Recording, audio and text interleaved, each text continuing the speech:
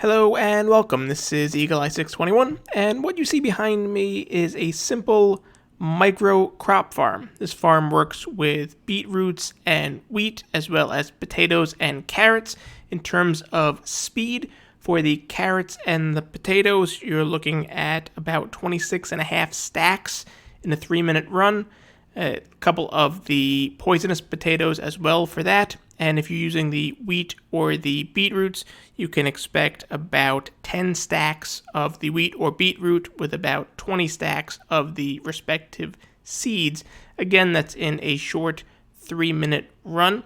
This is simple, but there is a little bit of technique to make it work very efficiently, which I will show you. But let me just build it very quickly for you because it is pretty simple.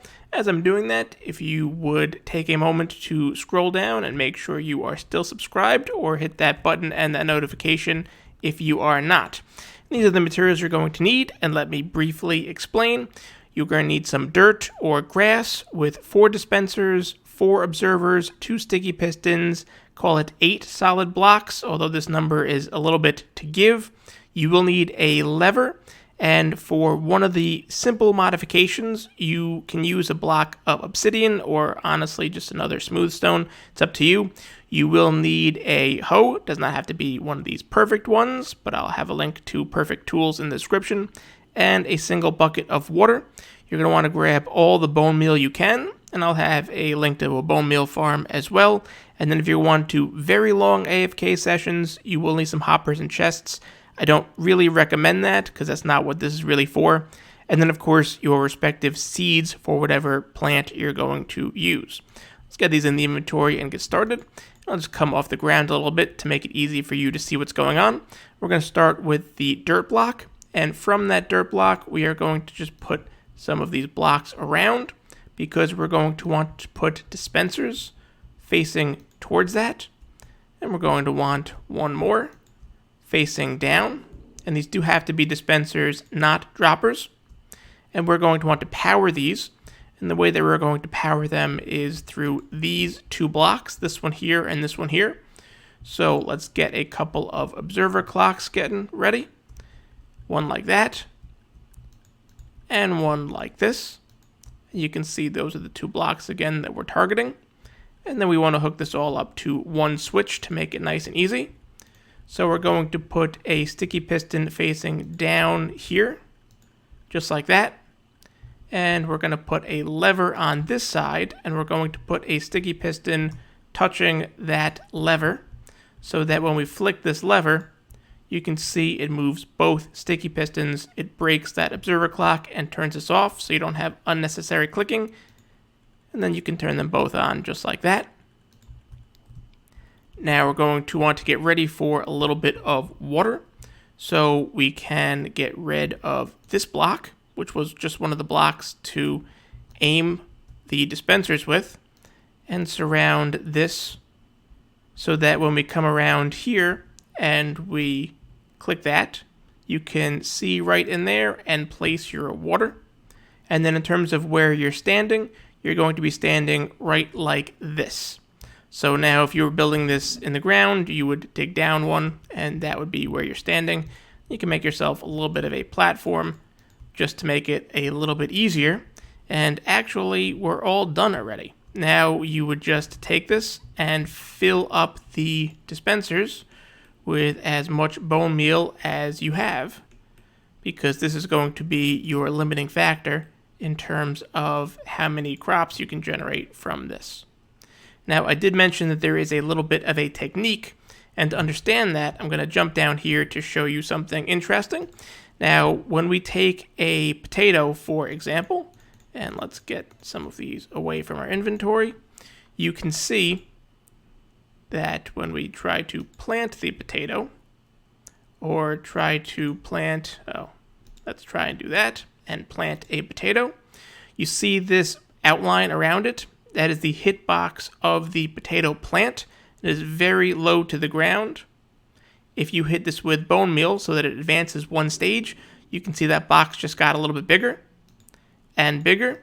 And this is the final stage of the growth. And you can see that the hitbox was larger than the other 2 stages. like this. So we go from that to that to that. And you'll note that this is true for all of the different plants. So if we grab some wheat seeds right here, you can see how small that is, and then bigger, until you get that full growth where it takes up the entire block. Now that is part of how this technique works as we are going to fast grow this. And let's do this with some potatoes. Now I do have to get into survival mode for this, or I will end up breaking the machine. So let's go into survival, and you need to make sure the machine is on. And what you're going to do is you're just going to plant that one potato, and you see that hitbox. You're going to have to hold the shift button, because this is here. I will show you a technique in a second that removes that. And then hold the right button, like this. And then you're going to hold the left button, but you're going to target just the very top of this hitbox. And just like that. And you can see that it will grow. Once it is tall enough, it will get harvested. And it looks like that dispenser is going to break, but it generally doesn't. You can have a lag spike that will cause it to break, but generally speaking, it will reset. Of course, on video, it's going to prove me wrong because I'm video. Oh no, it didn't do it this time, which is wonderful.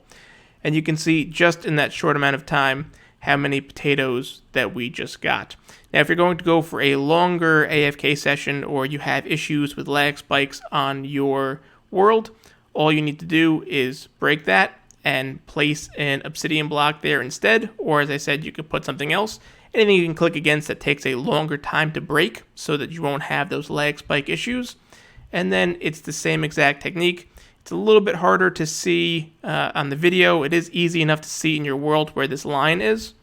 And you're going to, again, aim for the top and just constantly breaking, but only when it grows into its mature status, so you're not wasting any. And I'm standing further away when you're doing this in your world. You want to press right up against that so that you do collect all of the potatoes. But if you're only doing this for a couple of minutes, nothing's going to despawn anyways. In terms of reduced speed from having this be not a dispenser, you're looking at about 7.5 stacks of wheat or beetroot, and about double that for the number of seeds. And for your potatoes and your carrots, you're looking at about 21 stacks.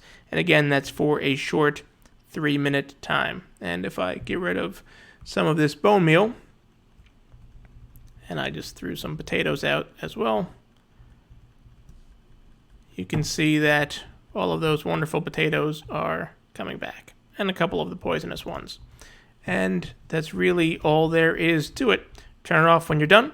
Now, as I said, there are some mini upgrades that I don't recommend, but if you're going to do a very long AFK session, then you are going to want to add some dispensers. So let's put this back, and by add dispensers, I meant to say add hoppers to your dispensers. So you can fit enough hoppers in here. Because it's an observer clock, you do need to have 2 hoppers per dispenser in order to keep it filled. You can do that on the side or this side. Same like this, and then this fits as well. And again, you can do this in a couple of different ways, but the bottom line is each of these dispensers need to have 2 hoppers pointing into them, and then for an even longer AFK session, you just add some chests on top of those, and it will refill fast enough in order for you to be able to do very long-term AFKs if you have a lot of bone meal. But again, I don't recommend that upgrade. I recommend just doing this for a couple of minutes each time, because that's typically what this would be for. If you found this video helpful, I would appreciate a like. If you found it interesting, maybe even tell one of your friends or your favorite Minecraft YouTuber. And for more videos like this, do be sure to subscribe. Thanks for stopping by.